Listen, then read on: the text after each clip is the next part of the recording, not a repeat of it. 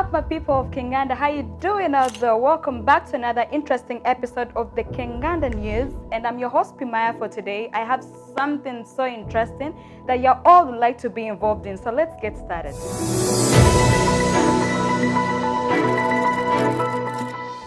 All right, people, so we know why the Chinese come to Africa. It's for so many reasons. You know, Africa actually provides opportunities for all sorts of people. So the Chinese come to Africa because they see lots of opportunities here. There is business here. Business is booming in Africa. So they come to do trade with Africa. And yeah, they've taken over the market. I think you can all see that and you can agree with me. But do we ever ask ourselves why Africans go to China? Could it be the education system? Because I've heard most Chinese universities give students from Africa scholarships, free scholarships. So most Africans actually go to China to study. Some go there to do trade. We all like cheap things. I mean, China is the manufacturer of the cheap things.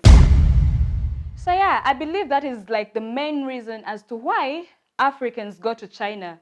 Well, actually, I went to school with some people who moved to China for good because of the families that they had that are already established there. They have sisters that are married, they have kids there. So they choose to join them because they believe or they have been told that China provides better opportunities than it is here in Africa. So I believe those are some of the reasons as to why Africans could choose to go to China. If you have not been watching the news, at least you've been reading the news and you know what is going on in China right now. Oh well, if you don't know, I'm here to tell you. African students are being forced from different universities. They're being forced to take this test. Like only African students, regardless of your travel history or anything, they're being forced to take this test and they're being contained in 14 days quarantine. As if that is not enough, they're pushing families out of their homes. These are families with kids. These are families that don't have any other family in China. And they're all out there on the streets roaming. The pharmacies, the supermarkets, they're not allowing any Africans into their space. I mean, so why does that leave the Africans onto the streets? I have not been to China, but I could tell you everything that could go wrong on the streets here. It is not a place for anyone to be. Male, female, young, old, it's not a place for everyone. So everything could go wrong on them streets.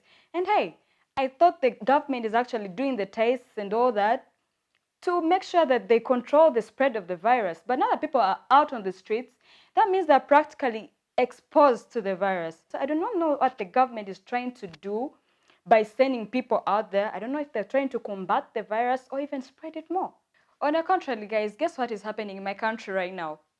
Students from Makerere University who are residing in one of the residential halls were all evicted. It's a ghost town there, like everyone.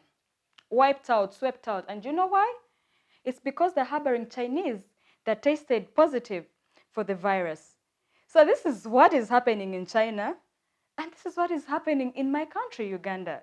I've been out there on the news. There is lots of news going on, but I've not heard about any African government that has come up to support their people. I mean, seeing what is happening in China right now, they should be doing something about it. That is why we have embassies. They should bring these people back to their home countries. I mean, it's safer here than it is out there on the streets.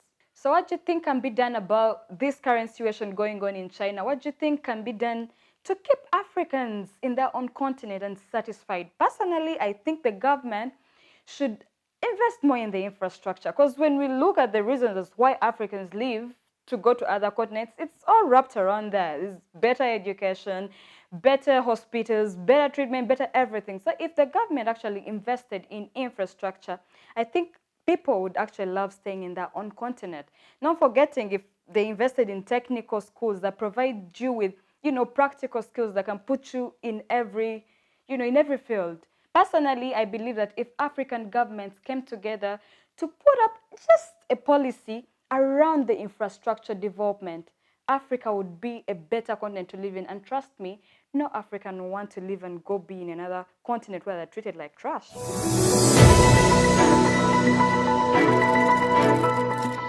So yeah, guys, right now that's the current situation in China.